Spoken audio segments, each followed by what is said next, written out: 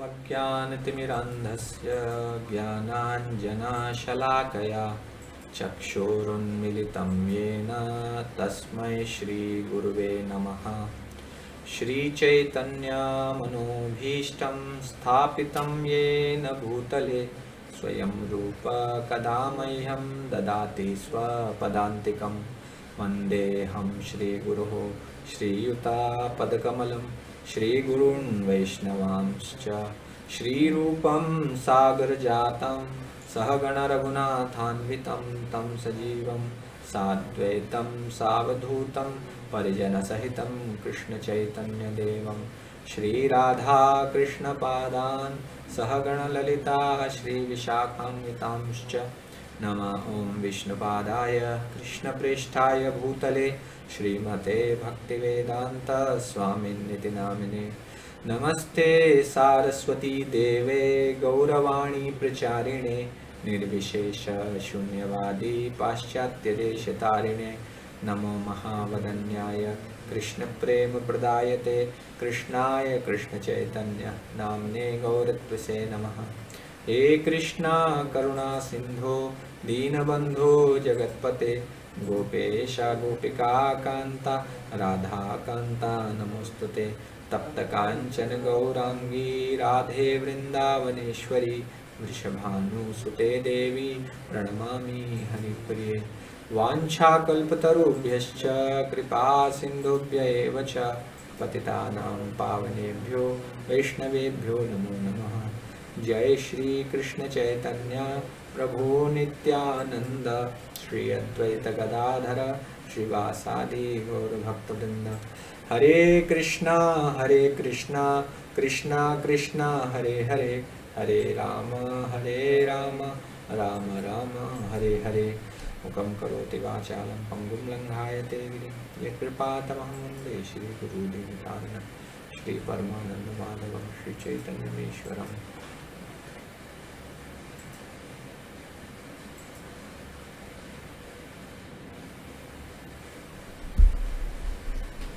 हरे कृष्णा। तो आज मंदिर में राधेश्याम प्रभु की क्लास भी है, तो 8 बजे से। तो आज हम शार्प 7:30 तक क्लास ख़त्म करने की कोशिश करेंगे। और आप सभी से रिक्वेस्ट है कि थोड़ा फास्ट, अगर आपको कहीं लगता है कि ज़्यादा फास्ट हो रहा है तो बता दीजिएगा, थोड़ा फास्ट चलने की कोशिश करेंगे। बिकॉज हम लोग 2 क्लास पीछे हो गए हैं। एंड बीच में अगर प्रभु जी जगन्नाथपुरी गए उस समय अगर क्लास नहीं ले पाए तो हम कवर कर लेंगे उसको। तो आज जितना हो सके अभी कवर कर लेते हैं। तो हम कौन से श्लोक पढ़ रहे थे? एनओआई का सेकंड श्लोक पे चल रहे थे। अत्याहार प्रयासश्च प्रजल्पो नियमाग्रह जनसंगश्च लौल्यम च षड्भिर्भक्तिर विनश्यति। तो आप लोग भी ये श्लोक याद कर लीजिए, कोशिश कीजिए एटलीस्ट, क्योंकि भक्ति शास्त्री में श्लोक भी लिखने के लिए आता है। तो ये श्लोक इम्पॉर्टेंट भी है, इससे हम बीच बीच में खुद को भी प्रेरणा दे सकते हैं कि क्या हमें नहीं करना है। और वाचो वेगम मनस अक्रोध वेगम, वो श्लोक। इसके बाद जो अगला श्लोक आएगा, शुरू के जो 4 श्लोक हैं वो इम्पॉर्टेंट हैं एंड वो भक्ति के जीवन का आधार है। तो ये श्लोक हमें याद होने चाहिए, कंठस्थ कहते हैं ना, कंठ पे रहने चाहिए, ताकि हम जब भी ज़रूरत हो उनको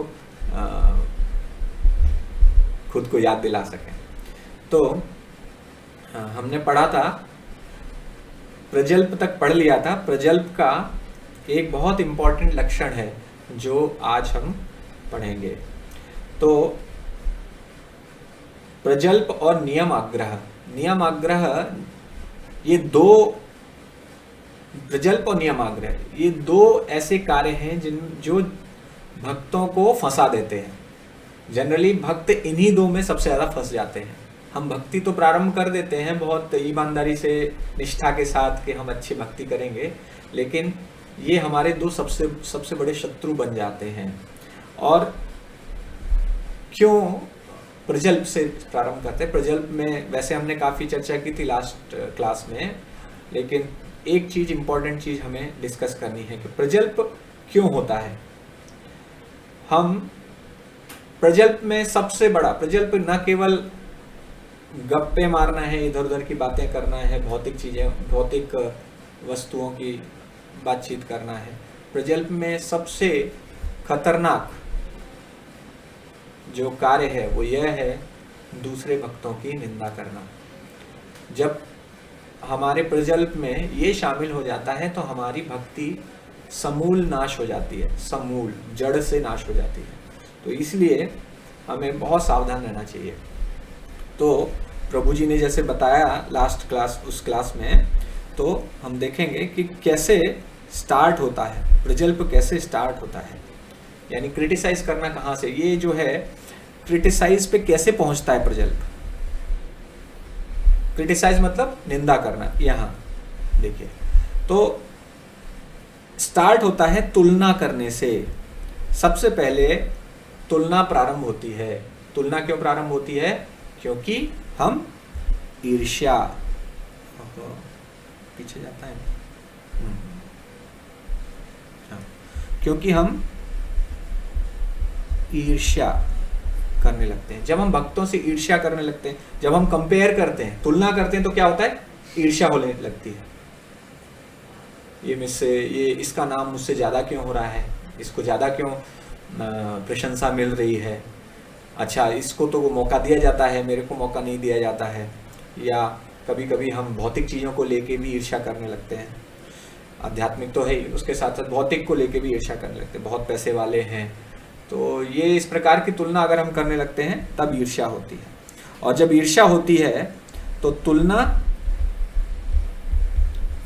ईर्ष्या के कारण, और फिर उससे क्या होता है? कॉम्पीट, प्रतियोगिता। यहां से प्रतियोगिता प्रारंभ हो जाती है। और प्रतियोगिता के दो रिजल्ट होंगे। क्या होगा? पहला, या तो असफलता या फिर सफलता। नहीं, आपने अगर किसी के साथ तुलना करना प्रारंभ किया तो उसके साथ प्रतियोगिता होने लगी, तो या तो उस प्रतियोगिता में सफल होंगे या असफल होंगे। तो तुलना, यहाँ पर एक चीज याद रखना है कि प्रतियोगिता भक्तों के बीच में भी होती है, और वो सकारात्मक प्रतियोगिता होती है। जैसे कि जब भगवान वृंदावन में गोवर्धन के ऊपर खड़े हो जाते हैं और फिर नीचे बाकी सखा लोग खड़े होते हैं और रेस करते हैं, और रेस करते हैं दौड़ के, कौन कृष्ण के पास पहले पहुंचेगा, ये प्रतियोगिता करते हैं। तो वृंदावन में प्रतियोगिता ही खेल है, तो वृंदावन में पहुंच के भी प्रतियोगिता होनी है। तो प्रतियोगिता अगर सकारात्मक है तो उसमें समस्या नहीं है, वो अच्छा है हमारे लिए। लेकिन प्रतियोगिता कब नकारात्मक हो जाएगी उसका ध्यान रखना है। तो यदि बुक डिस्ट्रीब्यूशन की बात आती है तो कौन सबसे ज्यादा बुक डिस्ट्रीब्यूशन करेगा, उसके लिए पूरा उत्साह होना चाहिए, मैं करूंगा मैं करूंगा। एक बार परम पूज्य राधानंद स्वामी महाराज से भक्तों महाराज ने अनाउंस किया कि हमें सबसे अच्छा प्रदर्शन करना है, इस बार हमें फर्स्ट आना है। तो सभी भक्त आश्चर्य करने लगे कि महाराज तो कभी ये नहीं कहते कि हमें फर्स्ट आना है, दूसरों को हराना है। तो महाराज ने कहा कि हमें फर्स्ट आना है, हमें अपना बेस्ट करना है, लेकिन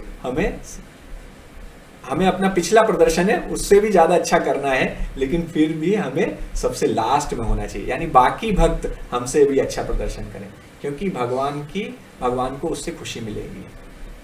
इसी प्रकार से एक बार आई थिंक गोपाल कृष्ण महाराज आए थे। गोपाल कृष्ण महाराज ने अनाउंसमेंट किया कि आप लोग चौपाटी में बहुत अच्छे, इस्कॉन चौपाटी में बहुत अच्छे बुक डिस्ट्रीब्यूशन करते हैं, आप लोग अधिक से अधिक कीजिए। उस बार महाराज ने फिर अनाउंस किया इस बार हमें फर्स्ट आना है। तो क्यों फर्स्ट आना है? महाराज ने कहा क्योंकि इससे गोपाल कृष्ण महाराज प्रसन्न होंगे। तो भक्तों की प्रसन्नता के लिए हम फर्स्ट भी आना चाहते हैं। तो इसका मतलब ये है कि प्रतियोगिता नहीं हो ऐसा नहीं है, लेकिन प्रतियोगिता जब नकारात्मक है वो बात हो रही है यहाँ पर, किस प्रकार की हम प्रतियोगिता कर रहे हैं। और जब सफलता और असफलता के इस चक्र में फंसते हैं तो हम यहाँ पर फिर प्रजल्प करने लगते हैं, और उसमें क्या करते हैं? निंदा, अन्य भक्तों की निंदा करते हैं। निंदा के बाद क्या होता है? हमारा बहुत ही ठंडा व्यवहार हो जाता है, कोल्ड एटीट्यूड। कोल्ड मतलब कि हमें कोई उनकी तरफ देखेंगे नहीं, डिवोटी इधर से आ रहे हैं तो आप उधर से निकल गए, तो इस प्रकार का व्यवहार कोल्ड कहलाता है। और ये जो है भगवान कृष्ण के साथ भी होता है। अगर कोई इसी प्रकार से प्रजल्प करेगा तो अंत में जाकर वह अपने गुरुओं के प्रति भी व्यवहार खराब कर लेगा, अपने भगवान के प्रति भी व्यवहार खराब कर लेगा। उससे क्या होता है? कंटेम्प्ट। कंटेम्प्ट को कह सकते हैं एक तरीके से धृष्टता, और गलतियां करने लगते हैं हम, और उससे कॉन्फ्लिक्ट होता है। कॉन्फ्लिक्ट क्या होता है? कॉन्फ्लिक्ट को हिंदी में क्या बोलेंगे जी? संघर्ष कह सकते हैं, लड़ाई कह सकते हैं। संघर्ष ज्यादा अच्छा शब्द है। संघर्ष, कॉन्फ्लिक्ट, संघर्ष होने लगता है। तो प्रजल्प का एक भूतकाल है, क्या है वो? यहां से कंपेयर, तुलना, प्रतियोगिता, सफलता, असफलता, निंदा। और दूसरा इसका भविष्य है, वो क्या है? ठंडा व्यवहार, फिर धृष्टता, फिर संघर्ष। तो ये इसका पास्ट और फ्यूचर बन जाता है। तो भक्ति का आधार हमारा एसोसिएशन है, सत्संग है। भक्ति सत्संग से ही आगे बढ़ती है, साधु संग से आगे बढ़ती है। साधु संग जब होता है उसके बाद अधो श्रद्धा, साधु संग, भजन क्रिया, अनर्थ निवृत्ति, रुचि। तो इसी प्रकार से हमारी स्टेजेस आगे बढ़ती हैं। और प्रजल्प क्या करेगा? हमें इस संग से बाहर कर देगा। प्रजल्प का जो वास्तविक भविष्य है वो यही है कि आप संग से बाहर हो जाएंगे, यानी भक्तों का संग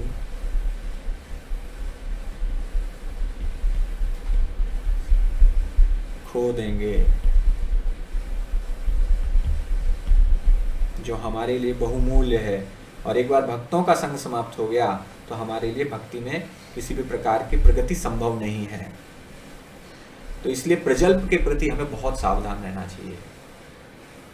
जैसे हम पिछली क्लास में भी उदाहरण दे रहे थे, प्रजल्प में आपको अपने भक्तों के साथ, आप उनके साथ डेली उठते बैठते हैं, सेवा करते हैं, लेकिन कभी कभी भक्त भी इस प्रजल्प के चक्र में पड़ जाते हैं और आपके अच्छे अच्छे मित्र भी कभी प्रजल्प करने लगेंगे। आपको भी पता नहीं चलेगा, आप भी कभी प्रजल्प करने लगेंगे।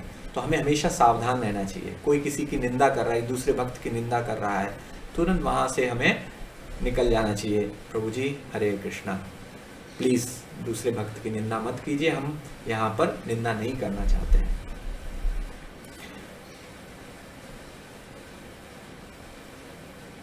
तो श्रील प्रभुपाद कहा करते थे कि जो भी यह सोचता है कि मैं अकेले में भक्ति कर सकता हूँ, वास्तव में वो एक ख्याली पुलाव है, वो केवल एक भ्रम है उसका। अकेले में कोई भक्ति नहीं कर सकता। ये गांठ बांधकर आप लिख लीजिए। आप जैसे जैसे भक्ति में आगे बढ़ेंगे, जिससे जैसे आप समय बिताते जाएंगे, आपको ये एहसास होता जाएगा कि जब आप अकेले होते हैं तब भक्ति करना कितना कठिन हो जाता है, और जब भक्तों के साथ होते हैं तो वही भक्ति करना जो कठिन लगता है अकेले में, वही काम बहुत ही सरल हो जाता है। जिस प्रकार गंगा के प्रवाह में अगर आप चले जाएं, गंगा के प्रवाह में तो हम चले जाएंगे, तो हरिद्वार में जैसे हम लोग गए थे तो हमने देखा था गंगा का कैसा प्रवाह था, राइट। ऋषिकेश हरिद्वार जब गए थे तो ऋषिकेश में बहुत तेज था, और उसमें अगर आप बीच में चले जाएंगे तो बहते चले जाएंगे। तो भक्तों के साथ भी भक्ति भी इसी प्रकार से गंगा के प्रवाह की तरह बहती रहती है। मुंबई की लोकल ट्रेन जो है उसमें अगर आप खड़े हो गए, आपको केवल प्लेटफॉर्म पे जाकर खड़ा होना है। आपको अंदर ले जाने का काम और बाहर निकालने का काम जो भीड़ है वो खुद ही कर देगी। आप बस वहां खड़े हो जाइए, आपको उठा के अंदर कर देंगे। वो ऐसा धक्का आएगा कि आप कुछ कर ही नहीं पाएंगे, और जब बाहर निकलेंगे तो ऐसा धक्का आएगा कि आप अपने आप ही बाहर आ जाएंगे। तो भक्ति इसी प्रकार से वो तो कठिन, मुंबई ट्रेन में सफर करना जो जानता है, सफर किया है जिसने, उसको पता होगा। तो भक्ति, लेकिन जब भक्तों के साथ होते हैं तो बड़ी आसानी से हो जाती है, भक्ति ही आपको खींचते हुए ले जाते हैं। प्रभु जी चलिए, तो ये है प्रजल्प का एक महत्वपूर्ण बिंदु, हमको बहुत महत्वपूर्ण पक्ष है, इसको याद रखना चाहिए, वरना ये हमारी भक्ति को नष्ट कर सकता है। और अब हम नियम अग्रह की बात करते हैं। तो नियम अग्रह और आग्रह, ये दो शब्द के में श्रील प्रभुपाद तात्पर्य को लिखते हैं। आग्रह, तो अग्रह और आग्रह, अग्रह का मतलब है त्यागना, और आग्रह का मतलब है स्वीकार करना या स्वीकारना। किसको? नियम को, नियमाग्रह।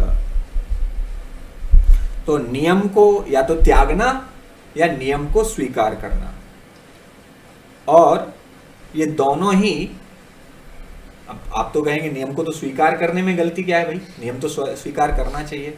लेकिन यहाँ पर जो श्री रूप गोस्वामी ने जिस भाव में वो कहा है वो हमें समझना होगा। स्वीकारना, कैसे स्वीकारना?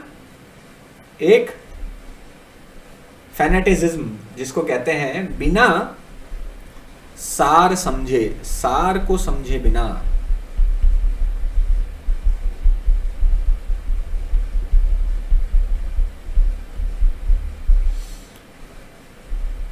जैसे कहते हैं कि एक कानून होता है और कानून की एक भावना होती है, जिस भाव के साथ कानून बनाया गया था। तो एक नियम है और नियम को बनाने का एक भाव है।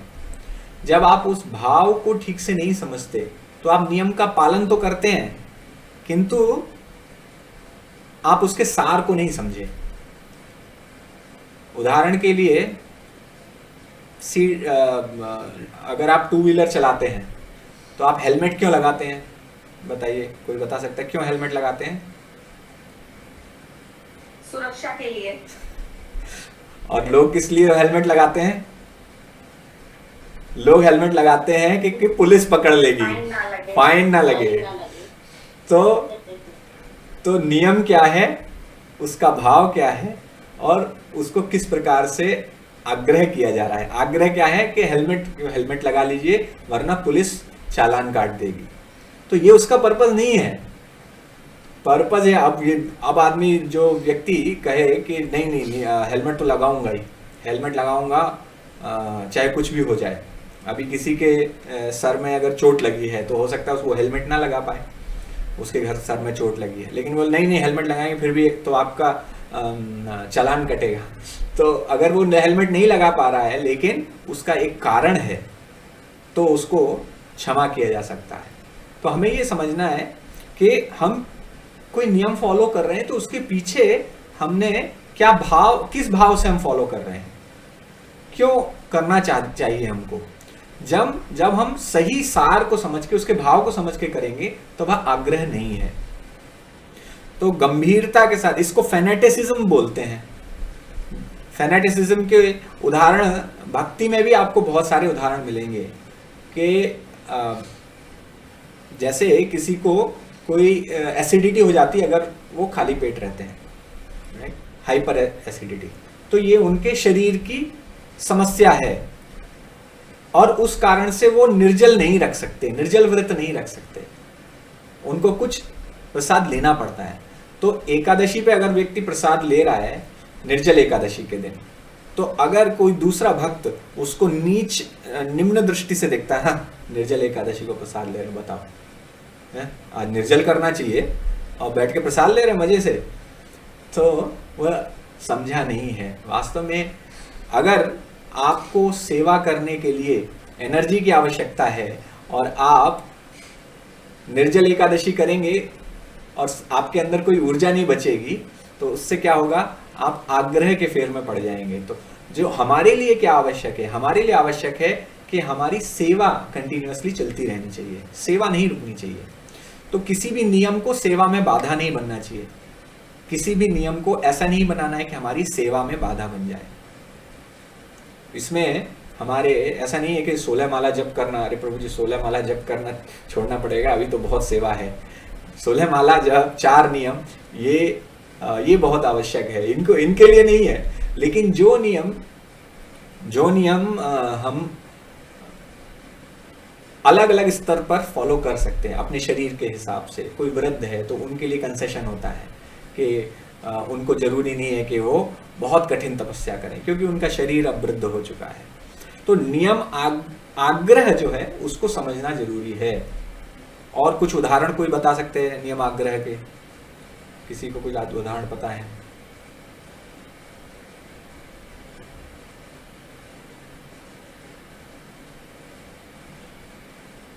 बोलिए। प्रभु जी बताए थे कि वो जब थाली लेके खड़े थे, उन्होंने प्रसाद नहीं लिया था, तो महाराज ने उनको बोला कि आप प्रसाद लीजिए, पहले शरीर का ध्यान रखना ज्यादा जरूरी है इस क्लास में।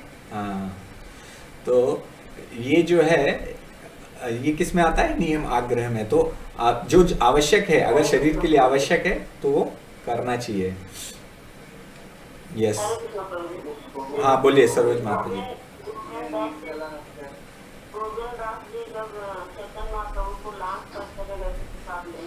हाँ, तो उनका नियम था कि वो पूजा में शामिल होंगे। तो पूजा में शामिल होने के लिए लागना तो उन्होंने गलत किया, लेकिन उनका नियम था कि उसमें उनको पहुंचना है। yes. और उधर से आते समय वो नहीं लांग रहे थे, तो प्रभु ने कहा कि आप लांग के चले गए थे। बोले जो मेरा नियम था वहाँ मुझे पहुंचना था, वो जरूरी था, ड्रेस लेने गया। और अब प्रसाद नहीं मिल रहा था उनको, कहे कि तुम लांग के आए तो प्रसाद नहीं मिलेगा। तो बोले कि ये नहीं मिलेगा तो आपकी कृपा है, और सेवा करना मेरी जिम्मेदारी थी, मेरा नियम था, इसलिए मैं आपको लाभ के आया, नियम को उल्लंघन किया। वो श्वेता प्रभु को बोल दीजिए, बिहारी गोविंद प्रभु कॉल कर रहे थे, अनम्यूट। तो जो माता जी ने जो पास्ट टाइम बताया उसमें गोविंद जो थे वो पहले भगवान को लांग गए, क्योंकि भगवान की सेवा करनी थी। भगवान के शरीर को या किसी भक्त के शरीर को हम लांग नहीं सकते हैं, वो एक अपराध है। लेकिन उन्होंने लांगा क्योंकि उन्हें भगवान की सेवा करनी थी। दूसरा, उन्होंने नहीं लांगा, वही सेम, पहले भी उन्होंने वही कार्य किया, बाद में भी वो कार्य करके भोजन प्रसाद लेने आ सकते थे, लेकिन वो प्रसाद लेने नहीं आए, क्योंकि उन्होंने कहा ये मेरे स्वार्थ के लिए है। जो भगवान की सेवा के लिए वो अगर आवश्यक है तो मैं सारे नियम तोड़ भी सकता हूँ। जिस प्रकार से एक बार नारद मुनि, भगवान ने नारद मुनि से कहा कि आप ये सबसे बड़े भक्त कौन हैं? तो जब नारद मुनि ने पूछा तो उन्होंने कहा अब हम गोपी जो हैं वो सबसे बड़ी भक्त हैं। तो भगवान ने कहा नारद मुनि से, आप जाइए और मेरे भक्तों से कहिए कि मेरे सर में बहुत दर्द हो रहा है, और ये जो दर्द है वो मेरे भक्तों के चरणों की धूल को अपने माथे पर लगाने से ये ठीक हो जाएगा। तो नारद मुनि सब जगह गए, भक्तों के पास, द्वारका की रानियों के पास गए, उनसे कहा कि भगवान के सर में बहुत दर्द हो रहा है, लेकिन आप अगर अपने चरणों की धूल देंगे तो उनका दर्द ठीक हो जाएगा, वो अपने साथ माथे पे लगाएंगे। तो द्वारका की सभी रानियों ने कहा ये कैसे संभव है, हम तो नरक के भागी हो जाएंगे अगर हम भगवान के सिर पर अपने पैरों की धूल लगाएंगे, तो हम नहीं कर सकते। फिर वे गोपियों के पास गए, गोपियों को जैसे ही बताया, गोपियों ने तुरंत अपने पैरों की धूल इकट्ठी करना शुरू कर दिया। उन्होंने तुरंत इकट्ठा करके नारद मुनि को दे दिया। तो नारद मुनि आश्चर्य में पड़ गए। उन्होंने पूछा कि आपको पता है ना इसका क्या परिणाम होगा? उन्होंने कहा हाँ, हमें पता है कि हमें अनंत समय तक हमें नरक भोगना पड़ेगा, क्योंकि हम अपने पैरों की धूल दे रहे हैं भगवान के सर पे लगाने के लिए। तो उन्होंने कहा फिर भी आप दे रहे हैं? उन्होंने कहा अगर हमारे अनंत काल तक नरक में रहने से भगवान के क्षण भर के लिए भगवान का सिर का दर्द दूर होता है, तो हम अनंत काल तक नरक में रहने के लिए भी तैयार हैं। तो ये गोपियों का भाव था। तो इसी प्रकार से प्रभु आगे उदाहरण भी हम पढ़ेंगे। शिल प्रभुपाद ने भी अनेक नियमों को आग्रह नहीं बनाया। नियम को आग्रह नहीं बनाना है, ये इसका सार है। तो जब कोई व्यक्ति नियम का सार समझता है, उसकी भावना समझता है, तब समस्या नहीं है। और दूसरा है त्यागना। त्यागना मतलब फॉलो ना ही करना कोई भी रूल, तो वो आग्रह में आता है। तो जैसे प्रभु जी ने बताया कि हम दो पेंडुलम की तरह हम घूमते रहते हैं, एक इधर फिर एक बार इधर। तो कभी हम आग्रह में चले जाते हैं, हम सिद्धांतों का त्याग कर देते हैं और क्या बोलते हैं, ये बहुत इम्प्रैक्टिकल है, ये व्यवहारिक नहीं है, अव्यवहारिक।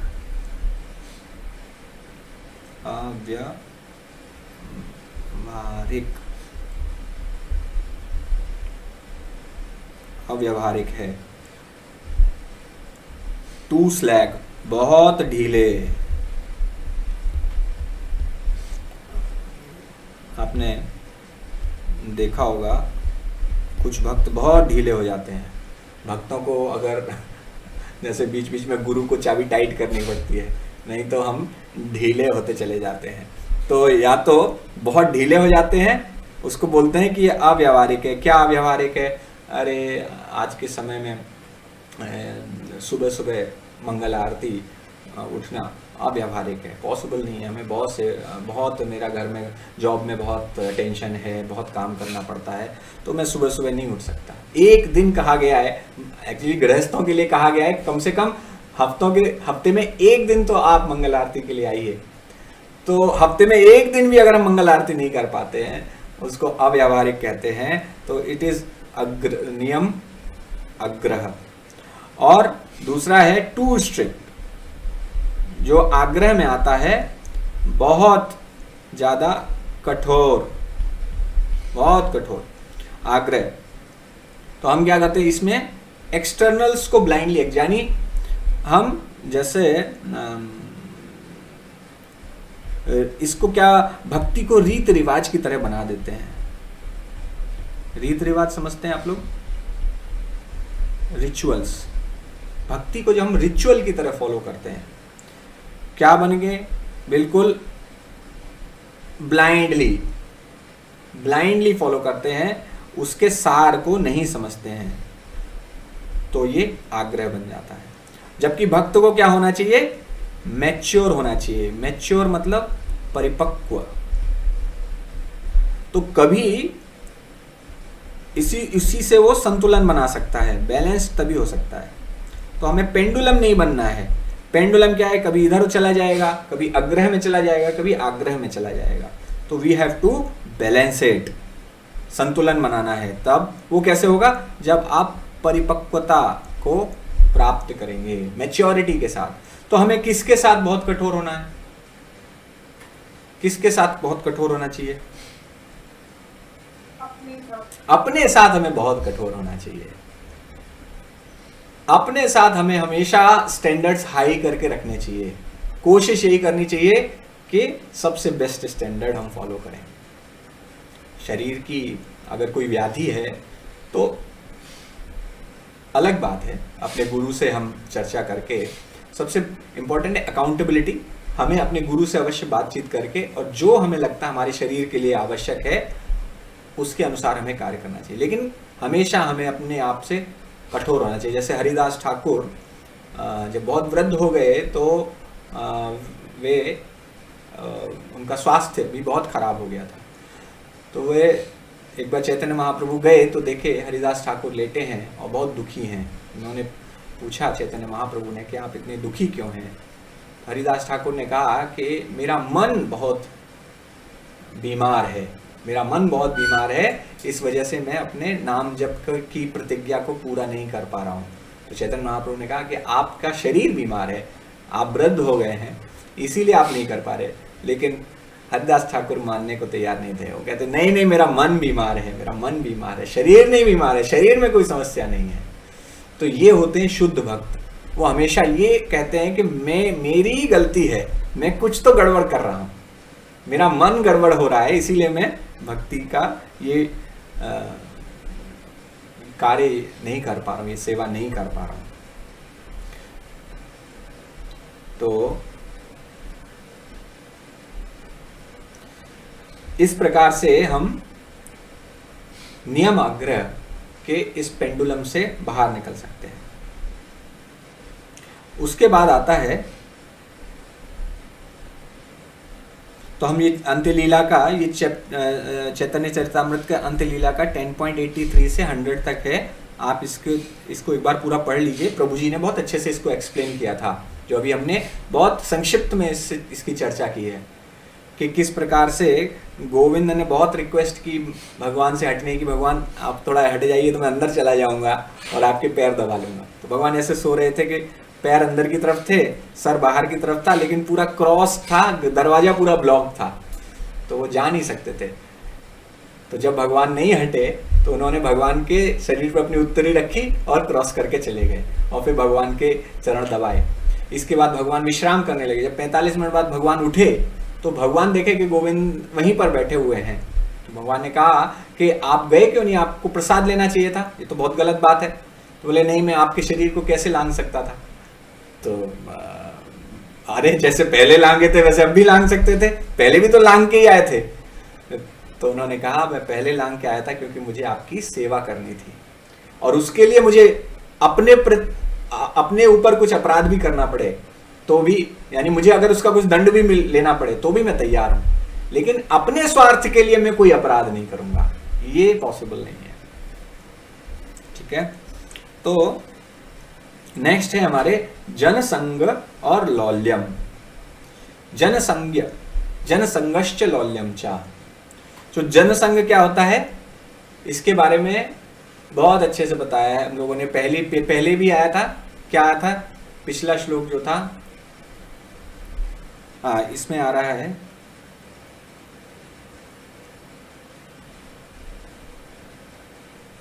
ये सेकंड श्लोक है ना, ये थर्ड श्लोक है।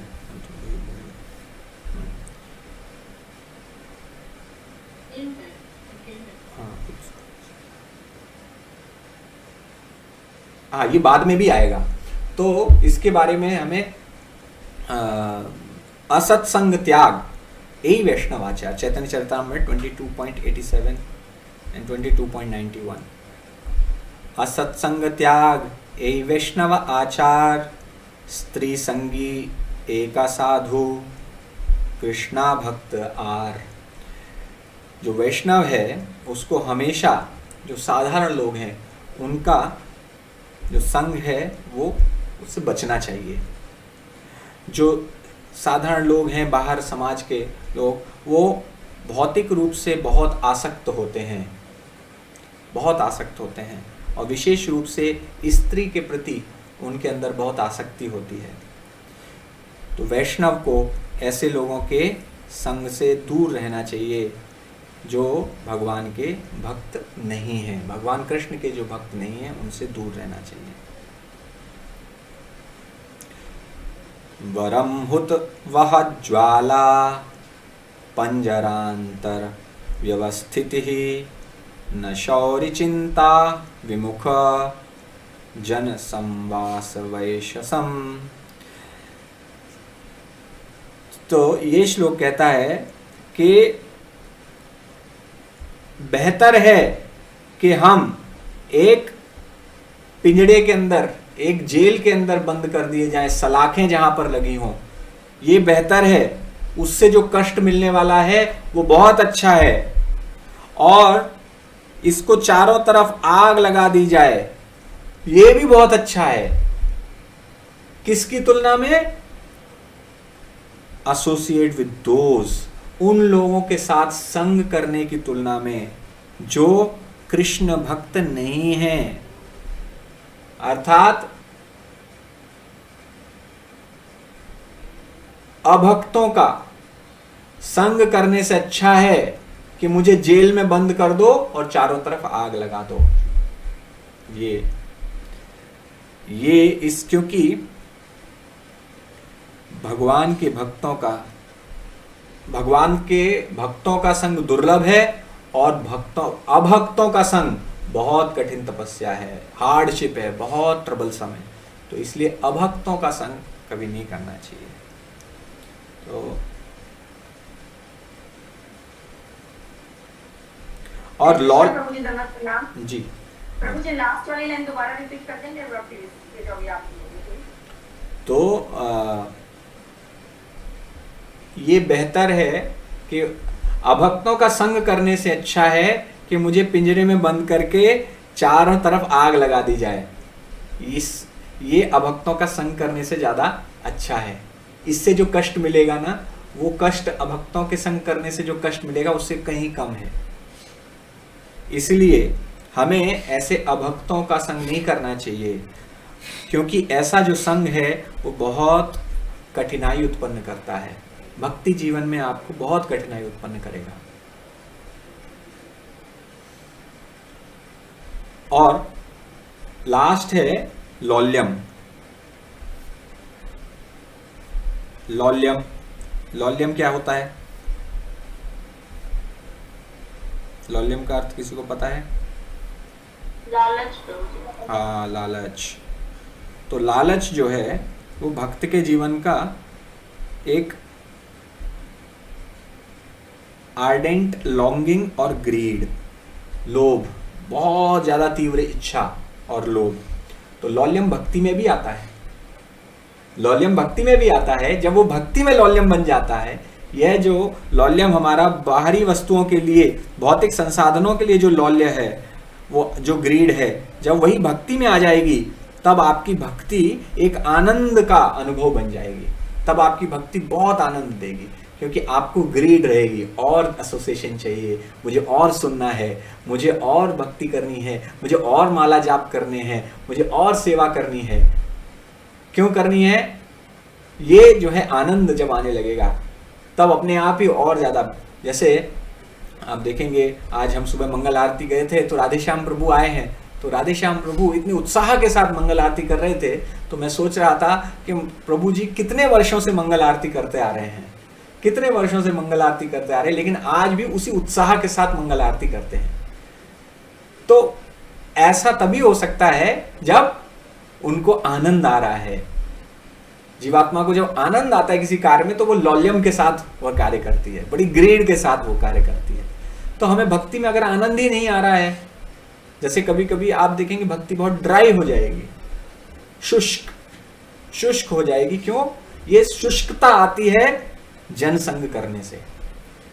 ये शुष्कता तभी आती है जब हम बहुत ज्यादा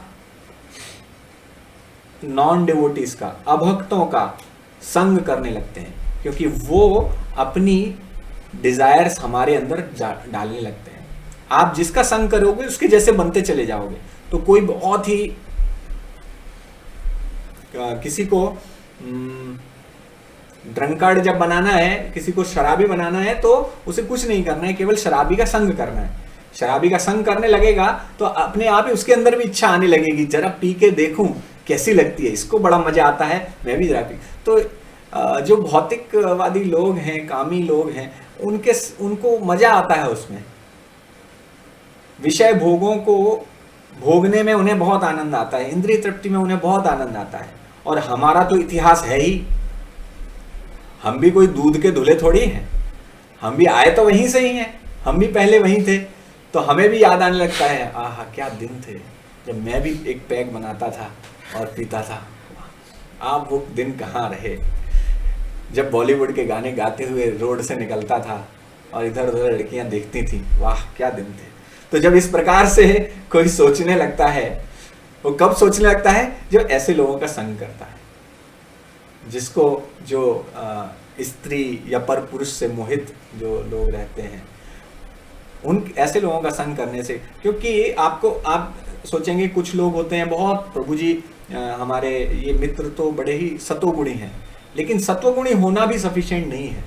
कोई सत्वगुणी भी होगा तो भी उसके अंदर सबसे बड़ी चीज है, लौल्यम खत्म नहीं होता। इवन सतोगुणी पर्सन में भी सतोगुण जो होता है, सत्वगुण वाला, उसको भी कहीं ना कहीं ग्रीड रहती है। तो ग्रीड जाना सबसे मुश्किल है। तो ये लौल्यम जगाने के लिए, किसमें? भक्तों में, भक्ति में लौल्यम जगाने के लिए हमें जो आसक्ति ऐसे लोगों के साथ है जो भक्ति नहीं कर रहे हैं, उनसे आसक्ति को समाप्त करना पड़ेगा।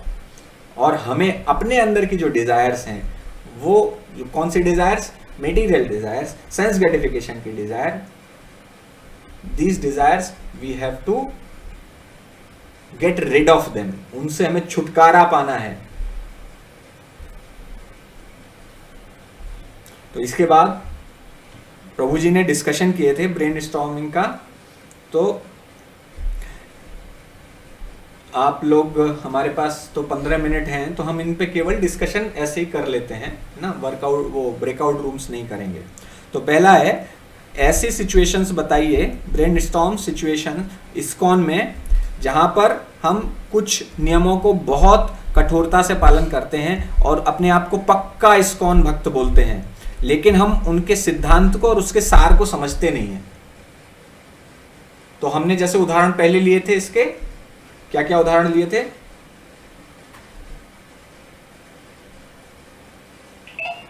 एकादशी व्रत का प्रभु, एकादशी व्रत का।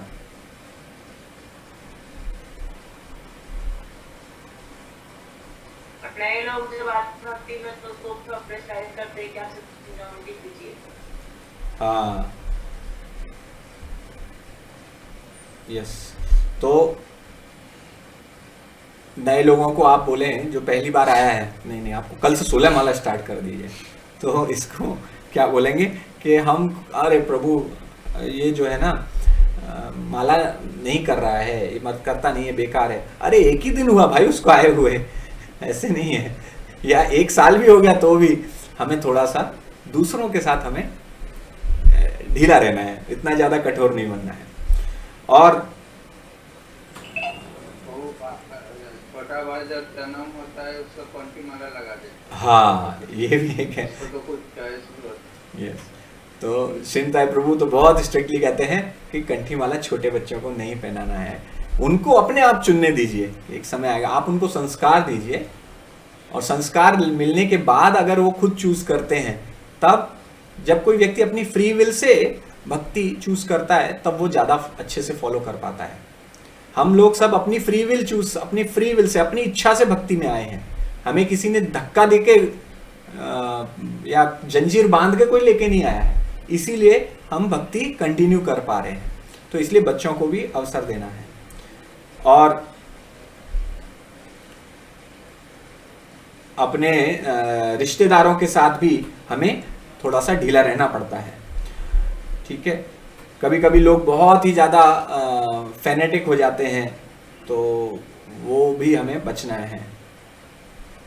कभी कभी बाहर बहुत शो करते हैं, बाहर दिखाएंगे अरे हम कितने बड़े भक्त हैं, और सारे नियम हम फॉलो करते हैं, और इसको प्योर डिवोटी सिंड्रोम भी कहा जाता है, PDS, प्योर डिवोटी सिंड्रोम, शुद्ध भक्त बन के दिखाना। और शुद्ध भक्त बनने के चक्कर में वास्तव में अंदर कुछ और चल रहा है, और बाहर केवल शो चल रहा है कि हम बिल्कुल शुद्ध भक्त हैं। तो वो इमिटेशन गलत है, वो इमिटेशन करने से हमारा नुकसान ही होगा। और सेकंड है, इस्कॉन में वो सिचुएशन बतानी है जहां पर हम बहुत ढीले पड़ जाते हैं, और कुछ जो बहुत मूलभूत नियम हैं जिनको हमें फॉलो करना ही करना है, उनको छोड़ देते हैं, क्योंकि हम कहते हैं कि ये सब बीते जमाने की बातें हैं और मॉडर्न समय में, वर्तमान आधुनिक समय में अव्यवहारिक है। तो ऐसे कुछ उदाहरण बताने हैं।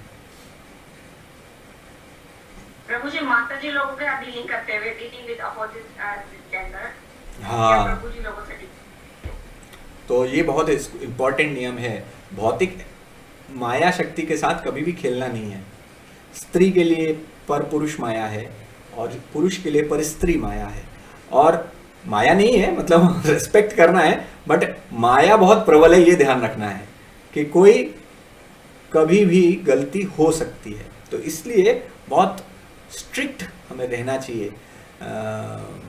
जैसे हमारे नियम, जब तक बहुत आवश्यक ना हो और कोई चारा ही नहीं है, तब तक प्रभु को माताजियों को कॉल नहीं करना चाहिए, और जब तक बहुत आवश्यक ना हो तब तक माताजी लोगों को भी प्रभु जी को कॉल नहीं करना चाहिए। सेवा से रिलेटेड केवल बात करनी है तो वो करनी चाहिए। अभी श्री निताय प्रभु ने बहुत स्ट्रिक्ट बनाया है रूल कि कोई भी फोन ना करे अनटिल अनलेस, जैसे कोई भी मार्ग है, मान लीजिए प्रभु जी को पता है कि इन माताजी के हस्बैंड भी डिवोटी हैं, तो अगर सेवा भी करनी है तो प्रभु जी को कॉल कीजिए, प्रभु जी से बोलिए कि माता जी से ये सेवा के बारे में बोल दीजिए। तो ये वैष्णव आचार है, ये वैष्णव शिष्टाचार है। तो इसमें हमें ढीला नहीं होना चाहिए, क्योंकि ये बहुत, भागवतम तो ये कहती है कि पुरुष को अपने पत्नी के अलावा अपने माँ बहन या किसी भी स्त्री के साथ अकेले कमरे में नहीं बैठना चाहिए। भागवतम तो इतना स्ट्रिक्ट है, भागवतम में लिखा हुआ है। क्यों लिखा हुआ है? बिकॉज वी ऑल अंडरस्टैंड समाज में जो सिचुएशन है और जितना जितना हुए हैं, आपको बहुत सारी प्रकार से पता होंगे, वर्तमान समय तो बहुत ही ज़्यादा दूषित हो गया, हमारा मन भी बहुत दूषित हो गया है। तो ये नियम फॉलो करना हमारी भक्ति के लिए बहुत अनुकूल है। और कभी कभी हम कहते हैं,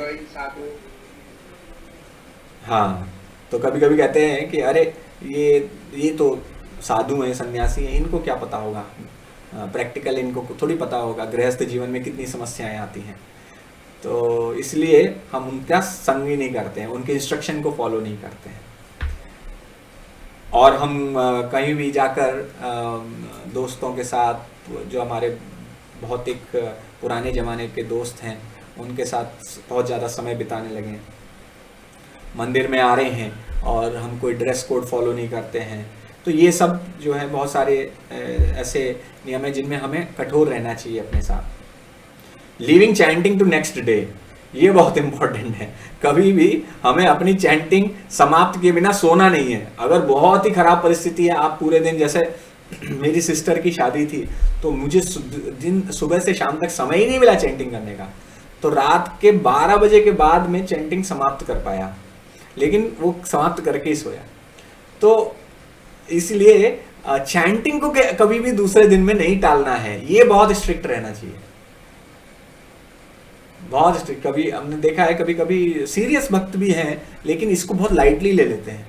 16 माला का व्रत, कम से कम 16 माला का व्रत लिया है तो वो दूसरे दिन पर टालना बहुत गलत है। ठीक है, अभी नेक्स्ट हम देख लेते हैं। हाँ,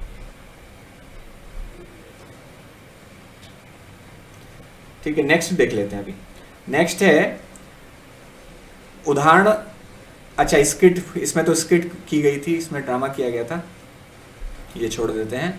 अच्छा, श्रील प्रभुपाद ने जो वेदों के जो सिद्धांत हैं उनको सार तत्व को समझ के, और उन्होंने कई जगह पर एडजस्टमेंट किए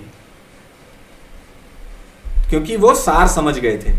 तो ऐसे कुछ उदाहरण हमें देने हैं। तो श्रील प्रभुपाद और कुछ उदाहरण ऐसे देने हैं जहां पर उन्होंने 1 इंच भी समझौता नहीं किया, नहीं, देयर इज नो कॉम्प्रोमाइज। तो श्रील प्रभुपाद बताइए। 4 नियम को लेकर के महाराज बहुत स्ट्रिक्ट है। प्रभुपाद से किसी ने कहा कि अगर एक नियम आप बस थोड़ा सा कॉम्प्रोमाइज कर लेंगे तो आपके लाखों फॉलोअर बढ़ जाएंगे। प्रभुपाद ने कहा नहीं, मैं यहाँ पर अमेरिकन लोगों को खुश करने के लिए नहीं आया हूँ, उनको तेल मालिश करने नहीं आया हूँ, मैं उनको कुछ सिखाने आया हूँ, मैं उनकी सहायता करने आया हूँ, मुझे फॉलोअर नहीं चाहिए, मैं उनकी हेल्प कर, मैं कोई कॉम्प्रोमाइज नहीं करूँगा। प्रभुपाद ने 4 नियम पे कभी भी कॉम्प्रोमाइज नहीं किया। यस,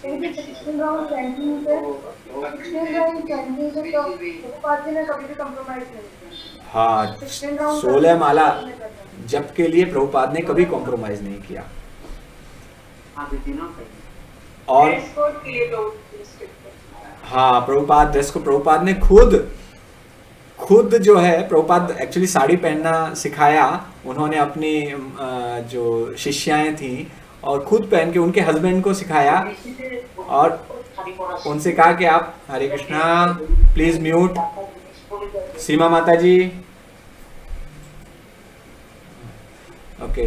तो प्रभुपाद ने उनके हस्बैंड को सिखाया कि ऐसे साड़ी पहनते हैं, तो इस प्रकार से प्रभुपाद ने किया। प्रभु जी, एक सन्यासी को गृहस्थ के पास नहीं जाना चाहिए, तो ये प्रभुपाद जी ने लेकिन प्रचार करने के लिए इस नियम को प्रभुपाद जी ने, ताकि वो सबको कृष्ण कॉन्शियसनेस में ला पाए। गृहस्थ के साथ क्या नहीं करना चाहिए? सन्यासी को गृहस्थ के पास नहीं जाना चाहिए, गृहस्थ के घर नहीं जाना चाहिए सन्यासी को। नहीं, ऐसा तो नियम नहीं है, लेकिन ये है कि सन्यासी घर में रह नहीं सकता है कंटिन्यूअसली, लेकिन कभी कभी तो आते ही हैं। सन्यासी तो परिव्राजकाचार्य होते हैं, वो तो घूम घूम के प्रचार ही करते हैं वो। लेकिन ये है कि गृहस्थ के घर में रह नहीं के परमानेंटली यहाँ आके बस गए, सन्यासी नहीं करता है वो। लेकिन फिर भी प्रभुपाद ने बहुत बार जहाँ आवश्यकता पड़ी, प्रभुपाद जैसे ये था कि शादी नहीं करवाते सन्यासी, सन्यास किसी की शादी, वो पुरोहित का काम है, लेकिन प्रभुपाद ने आवश्यकता पड़ी तो अपने शिष्यों की शादी भी करवाई, तो प्रभुपाद ने वो भी किया। तो प्रभुपाद समझ गए सार तत्व क्या है, भगवान नाम का प्रचार, सार तत्व भगवान की सेवा। तो इसके लिए जो आवश्यकता प्रभुपाद ने किया। यस प्रीति माता जी। और प्रभुपाद में जीबीसी खुलाया वो कलेक्टिंग मैनेजमेंट के लिए। यस, जीबीसी बनाया है, राइट। बोलिए प्रीति माता जी, आप क्या? और प्रभु जी, जो कृष्ण को समझता है वो गुरु बन सकता है, कोई इसमें कास्ट नहीं है कि गुरु बनने के लिए कि सिर्फ ब्राह्मण ही गुरु बन सकता है। यस, तो ये समाज में, भारतीय समाज में बहुत प्रचलित था कि केवल ब्राह्मण ही गुरु बन सकता है, लेकिन प्रभुपाद ने सार जो है वो समझा और वही सार दिया। और कुछ उदाहरण ऐसे बताने हैं जहां पर प्रभुपाद ने कॉम्प्रोमाइज नहीं किया, जैसे हमने वो भी कर लिए। और अच्छा ठीक है, एक था गोपुरम का भी एग्जाम्पल था। प्रभुपाद ने मंदिर के लिए गोपुरम होना चाहिए, ये बहुत वेदों में लिखा हुआ है गोपुरम बनाना चाहिए, लेकिन प्रभुपाद ने कहा कि नहीं, पहले भगवान के नाम का प्रचार आवश्यक है। तो उसके लिए भले एक चर्च मिल जाए चर्च में करेंगे, या एक फ्लैट मिल गया तो फ्लैट में कर रहे हैं, तो प्रचार होते रहना चाहिए। यस, तो नेक्स्ट है, ऐसे कुछ सिचुएशन बनाने हैं जहां पर एक भक्त प्रचार के लिए बाहर जाता है, लेकिन भौतिक लोगों के संग में पड़ता है और उनको सुनने लगता है, और उनका प्रचार करने की जगह खुद ही उनसे प्रभावित होकर वापस आता है। तो मतलब जैसे कबड्डी का खेल होता है ना, तो कबड्डी कबड्डी कबड्डी कबड्डी करके गए, तो कबड्डी कबड्डी करके गए वहां पर, और वहां पर दबोच लिए गए। तो वो तो उन्हें छू के आना था केवल, लेकिन वहां ऐसा दबा लिया गया कि आ ही नहीं पाए। और एक होते हैं शिल प्रभुपाद जैसे, जो कबड्डी कबड्डी कबड्डी कृष्ण कृष्ण कृष्ण कृष्ण करते हुए जाते हैं, और वहां से जिसने उनको छुआ सबको उठा के प्रभुपाद अपने पाले में ले आए। तो हम शायद उन लोगों में होंगे जो कबड्डी कबड्डी कृष्ण कृष्ण करते जाएंगे और वहां से गाना गाते हुए बॉलीवुड का वापस आ जाएंगे। तो हमें सावधान रहना चाहिए। तो शिल प्रभुपाद जैसे भक्त हैं वो ऐसा कार्य कर सकते। अपनी क्षमता का हमें ध्यान रखना चाहिए कि कितनी क्षमता है। हमें अपनी कमजोरी पता है, सब लोगों को अपनी कमजोरी पता है कि क्या कमजोरी है ना, क्योंकि हमसे ज्यादा बेहतर हमें भगवान ही जान सकते हैं, और तो कोई नहीं जान सकता। तो हम तो जानते हैं कि हम कहाँ कमजोर हैं। हमें जैसे किसी को पता होगा कि मैं प्रजल्प में कमजोर हूँ, जैसे ही कोई गॉसिप वाली बात आती है तुरंत मेरा मन करता है, अरे ये माता जी को फोन करके बताऊं, ये देखो क्या हो गया, ये हो गया, पूछूं क्या हुआ, अरे मंदिर में क्या, पता है आपको मंदिर में क्या हुआ। तुरंत ऐसी जब पेट में कुलबुलाहट होने लगती है तो समझ में आना चाहिए कि ये मेरी कमी है, कि इसको मुझे शांत करना है। तो ऐसी सिचुएशन में फंसना नहीं है, क्योंकि अगर आप गए ऐसे लोगों से मिलने और प्रचार करने, पता चला वो गॉसिप करने लगे, तो आप भूल गए कि हम इनको प्रचार करने आए हैं, आप भी उनके साथ बैठ के फिर गॉसिप कर रहे हैं। तो ऐसे कुछ उदाहरण बताने हैं अगले 4 मिनट में। हाँ प्रीतिमा, एक एक करके बोलिए, आप लोग हाथ उठा दीजिए तो अच्छा रहेगा। हाँ प्रीति माता जी पहले बोलिए आप। प्रभु जी, प्याज लहसुन नहीं खाते आप, अरे प्याज लहसुन खाने में क्या प्रॉब्लम है, चाय नहीं पीते, इसलिए तो कोई नॉनवेज नहीं है ना, इसको खाने में क्या बुराई है। तो ये बहुत लोग बोलते हैं। हाँ। ये तो हेल्थ के लिए अच्छा होता है प्याज लहसुन। तो नया कोई भक्त होगा तो वो इससे जो है प्रभावित हो जाएगा कि अच्छा इतने ज्यादा रूल्स क्यों फॉलो करने हैं। तो तो हमें सावधान रहना चाहिए। अगर हम कमजोर हैं तो हमें सावधान रहना चाहिए। और यस अल्पा माता जी। तो प्रभु जी हमें विश्वास कम होता है, हम बस देखा देखी में हमें प्रचार करना है बोल के चले जाते हैं, तो क्योंकि हमें खुद को ही विश्वास नहीं है, इसलिए सामने वाले को क्योंकि अपनी उस पर विश्वास होता है तो हम उसकी तरफ खिंच जाते हैं और अपना नहीं कर पाते। हाँ, तो आए थे हरिभजन को ओटन लगे कपास एक कहावत है ना, तो हरिभजन करने लगे थे, गए थे करने कुछ और लगे। तो इसीलिए हमें ज्ञान बहुत आवश्यक है।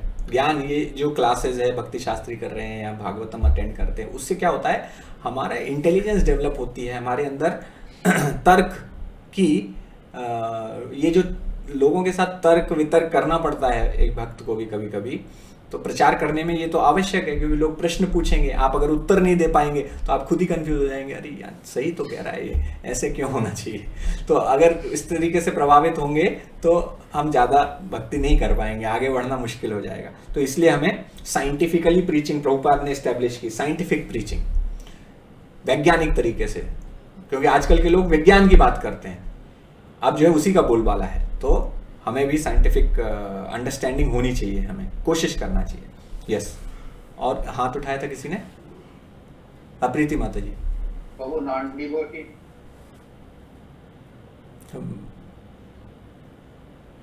बोली प्रीति माता जी, फिर सुखेश्वर प्रभु बोलेंगे। अब भक्ति में करियर पीछे छूट जाता है, तो बोलते हैं अरे आपने इतना पढ़ाई लिखाई किया, क्या फायदा, सब छोड़ छाड़ दिया, पढ़ने का क्या बेनिफिट मिला। तो जो ये एम्बिशियस लोग अट्रैक्ट करते हैं मान लो इन चीजों से, प्रभु जी फर्क पड़ता है कि पढ़ाई जिसने की है। और ये देखा है कि जो माताजी लोग हैं वो बड़े अफेक्ट होते हैं, क्योंकि जो माताजी हाउस वाइफ्स हैं, गृहस्थ हैं, मतलब घर का देखभाल कर रही हैं, तो उन्होंने भी अच्छी पढ़ाई की है, बीटेक किया है, किसी ने अच्छा खासा मास्टर डिग्री की है, किसी ने, एंड देखते हैं कि हमारे साथ की सहेलियां हैं जो हमारे साथ पढ़ी लिखी थी, आज तो वो लाखों रुपए कमा रही हैं और हम तो घर में बैठी हैं। तो ऐसा सोचने लगते हैं और इस वजह से परेशान हो जाते हैं। तो हमें फिर ऐसे लोगों के इसलिए संग नहीं करना चाहिए, हमें तुरंत सावधान रहना चाहिए, क्योंकि ये हमारी कमजोरी है ऑलरेडी, क्योंकि हम खुद ही कन्विंस नहीं है इस बात पे कि मुझे जो है भक्ति करके वास्तव में या तो भक्ति में आनंद नहीं आ रहा, एक कारण ये हो सकता है कि भक्ति में जब आनंद नहीं आता तो फिर लगता है कि बाहर की कुछ चीज़ें जैसे पैसा कमाना है, नाम शोहरत करनी है, ये एक जरूरी चीज़ लगती है, क्योंकि बाहर संसार में इसी को महत्ता दी जाती है। तो या तो एक कारण ये है, या फिर हम खुद भी कन्विंस नहीं हुए अभी तक, हम अभी तक कन्विंस नहीं हुए कि भक्ति करने से मेरा सुप्रीम बेनिफिट है और वही सबसे आवश्यक है। तो ऐसे में हमें सावधान रहना चाहिए। हाँ, सुखेश्वर प्रभु, एक तो है रिलीजियन का फेस्टिवल मानना चाहिए, और सोशल फंक्शन में हम जब जाता है पर उतना टाइम ही रुक सकता है जहाँ से कुछ इफेक्ट नहीं होता हम लोग। तो सोशल फंक्शंस में हम लोगों ने बहुत अटेंड किए हैं, बहुत बारातों में हम लोगों ने डांस किया है, हमारे नॉर्थ इंडिया में बारात में बहुत डांस किया जाता है, तो डीजे होता है, डीजे बजता है, तो पता चला वहाँ पहुँचे डांस पे, बोले प्रभु जी तिलक विलक लगाए, लेकिन 7 समुंदर पार डांस हो गया। तो इसलिए थोड़ा सा हमारे जो पुराने पाप हैं, पुराने पापी, हम सभी पुराने पापी हैं, we are all old sinners, पुराने पापी। तो जहाँ जहाँ हमने पाप किए हैं उस वाली स्थिति में हमें नहीं जाना चाहिए वापस, हमें सावधान रहना चाहिए, तुरंत हमारा एंटीना जो है खड़ा हो जाना चाहिए, ये गड़बड़ हो रहा है, क्योंकि यहाँ पे मैं भी कमज़ोर हूँ, अगर मैं ऐसी परिस्थिति में मैं गया तो मैं फिसल जाऊँगा, राइट। जैसे कोई अगर शराबी था पहले और अब वो भक्त बन गया, तो दोबारा उसे फिर शराबियों के पास नहीं बैठना चाहिए, क्योंकि पुरानी जो चीज़ है उसका ट्रेस पूरी तरह गया नहीं है, अभी उसका जो अंश है अभी भी हमारे अंदर है, और जरा सा ढिलाई बरत दी तो फिर से हम वहीं गिर जाएंगे। तो इसलिए भक्त को बहुत सावधान, जैसे कोई भक्त हमारे, अगर कोई बहुत रिलेशनशिप्स जिसके कभी कभी बहुत ज़्यादा थे, तो ऐसे व्यक्ति क्या, जो अगर बहुत लस्ट की प्रॉब्लम है, काम की बहुत समस्या है, तो ऐसे व्यक्ति को कभी भी वापस ऐसी स्थिति में नहीं जाना चाहिए कि अकेले में किसी स्त्री से या अकेले में किसी पुरुष से बात कर रहे, ऑफिस में है, ऑफिस में बात कर रहे हैं, और सेंस तुरंत हो जाता है क्योंकि पुराने पापी हैं, तुरंत पता चल जाता है कि यहाँ जो बातचीत है वो गलत डायरेक्शन में जा रही है, तो इमीडिएटली वहां सतर्क होकर वहां से भाग जाना चाहिए, क्योंकि हमें अपने माइंड पे भी भरोसा नहीं करना है। ये माइंड हमें निश्चित रूप से हमें ठग लेगा, क्योंकि बहुत एक्सपर्ट है, माया बहुत एक्सपर्ट है।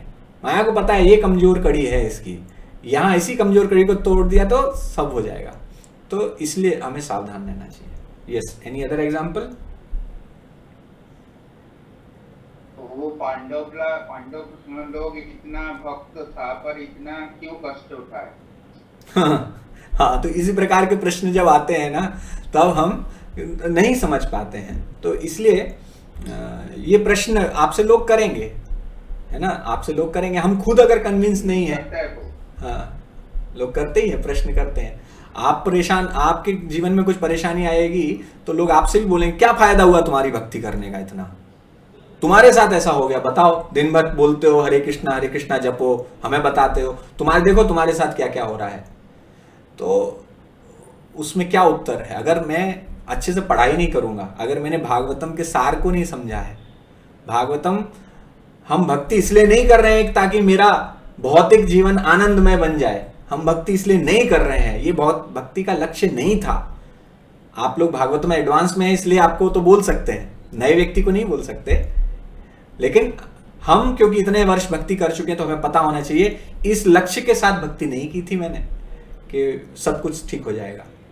और दूसरा है कि भगवान का क्या प्लान है वो मुझे नहीं पता है।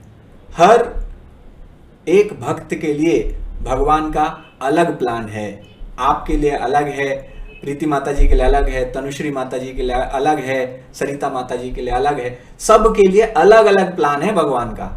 तो किसके जीवन में कैसे कौन सा प्लान, कौन सी योजना काम कर रही है वो हमें नहीं पता है। तो इसीलिए हमें समझना चाहिए कि we have to be very we have to understand this point. तो दिस इज इंपॉर्टेंट पॉइंट। तो ये एक चीज है, और एक और चीज है कि भगवान मुझे यहां से क्या सिखाना चाह रहे हैं, इस परिस्थिति में भगवान मुझे क्या सिखाना चाह रहे हैं। मेरे जीवन में ऐसी परिस्थिति आई है तो कुछ तो लेसन होगा जिसे सीख के मैं भक्ति में आगे बढ़ सकता हूं। तो भक्त इस प्रकार से सोचता है। और उन्नत चेतना जब होती है भक्त की, और जब शुद्ध भक्त बन जाता है तो सोचता है कि यह मेरे कर्म के पूर्वजन्म के कर्मों का ही फल होगा। ठीक है, पूर्वजन्म के कर्म, ये इससे तो ये थोड़ा लोअर चेतना ही है। और हायर चेतना ये है कि भगवान चाहते हैं कि मैं उनकी और ज्यादा शरण लूं। यस्याहम अनुग्रहणामि हरिष्ये तद्धनम शनय। जब श्रील प्रभुपाद के सब कुछ चला गया, उनका बिजनेस बर्बाद हो गया, तो श्रील प्रभुपाद ने ये जब श्लोक पढ़ा तो प्रभुपाद ने कहा अच्छा, भगवान की विशेष अनुकंपा जब होती है, विशेष अनुकंपा जब भगवान करते हैं तो सब कुछ छीन लेते हैं, ऐसा भगवान कह रहे हैं। तब भगवान ने कहा अच्छा, ये विशेष अनुकंपा है। तो we have to understand these points and we have to see कि हम लोगों को कैसे सिखा सकते हैं। जो नए लोग हैं उनको तो समझ में भी नहीं आएगा, इसलिए ऐसे लोगों से दूर ही रहना चाहिए। कोई बोल रहा है, सुन के चले आना चाहिए, छोड़ दो। Okay, Hare Krishna Hare Krishna Krishna Krishna Hare Hare, Hare Ram Ram Ram Hare Hare. Thank you very much. ठीक है, तो अभी कोई प्रश्न तो नहीं है, मतलब नहीं, अगर होंगे भी तो नेक्स्ट क्लास में करते हैं। अभी राधे श्याम प्रभु की क्लास है, तो जो भक्त यहाँ हैं कोलकाता में वो आ सकते हैं। हरे कृष्णा। श्रील प्रभुपाद की जय, श्री उपदेशामृत की जय, श्री रूप गोस्वामी की जय। हरे कृष्णा।